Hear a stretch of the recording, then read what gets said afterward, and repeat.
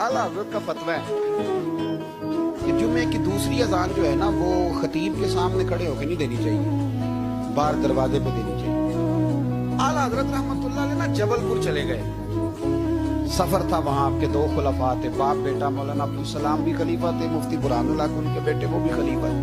फाज़िल बरेलवी जब वहां पहुंचे ना, तो आला हज़रत से वहां किसी ने पूछा कि जुमे की दूसरी अजान कहाँ पढ़नी चाहिए, तो आला हज़रत फरमाने लगे बाहर पढ़नी चाहिए।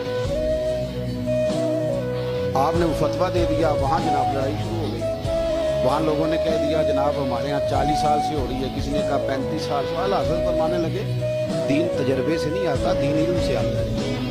यानी 40 साल तजर्बा हो गया तो इसका मतलब है आप आलिम हो गए। दीन का ताल्लुक तजर्बे से व इल्म से। बहस हो गई। आला हज़रत ना अंग्रेज को अदालत नहीं जाते थे, फरमाते थे अदालत तो वो होती है जहाँ अदल होता है, आप उसको कचहरी कहते थे, अदालत कहती नहीं, तो कभी गए ही नहीं थे। उन्होंने मुकदमा करा दिया, आला पर्चा कटवा दिया जी, मौलाना ने फसाद करा दिया।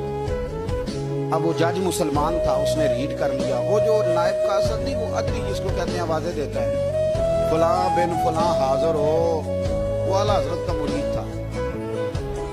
आपने उसे बुला के ना तो सारी बात समझा दी, वो समझ गया करना क्या है। जब बारी आई ना आला हज़रत की, तो जज साहब ने केस पहले पढ़ लिया था कि ये मसला है, मौलाना कहते हैं अज़ान बात पढ़ो, तो कुछ लोग कहते हैं सामने पढ़नी चाहिए। उसने कहा भी बुलाओ मौलाना रजा अली खां वल्द नकी अली खां। वो कहने लगा खड़ा होकर ना जज के सामने, कानों में दोनों बिल्कुल जज की आवाज देनी थी ना बाहर जाके, तो जज साहब के सामने जज साहब की तरफ मुंह करके कहने लगा मौलाना रजा अली खां वल्द नकी अली खां हाज़िर हो।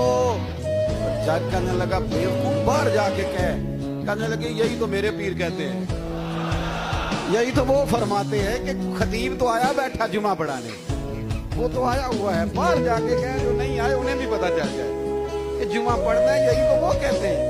वो जाके कहने लगा मौलाना को आने की जरूरत नहीं, वो जो भी कह रहे हैं ठीक ही कह रहे हैं।